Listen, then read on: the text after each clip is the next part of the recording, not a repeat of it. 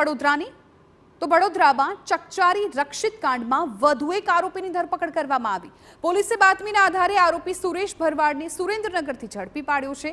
તપાસમાં ખુલાસો થયો છે કે રક્ષિત એન્ડ કંપનીએ અકસ્માતની રાત્રે સુરેશ ભરવાડના ઘરે જ ગાંજાનું સેવન કર્યું હતું। તપાસમાં સામે આવ્યું હતું કે અકસ્માત પહેલા યોજાયેલી ગાંજા પાર્ટીમાં રક્ષિત, સુરેશ અને પ્રાંશુએ ગાંજાનું સેવન કર્યું હતું।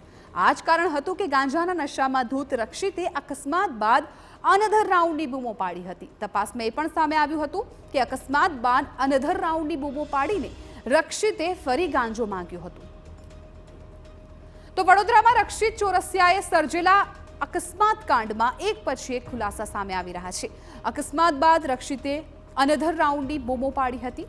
રક્ષિતના મિત્ર પ્રાંશુનો દાવો છે કે જ્યારે 3 મિત્રો ગાંજો ફૂંકવા બેઠા હતા ત્યારે રક્ષિતે બીજી વાર ગાંજો માંગ્યો હતો, પરંતુ મિત્રોએ તે માટે ના પાડી હતી। જોકે અકસ્માત બાદ રક્ષિત હાઈપર થઈ ગયો હતો અને અનધર રાઉન્ડ કહી બીજી વાર ગાંજો માંગ્યો હતો।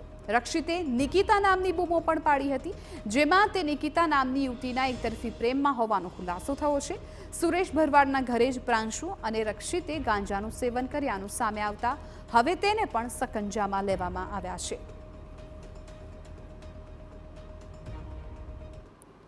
સમાચાર રાજકોટથી મળી રહ્યા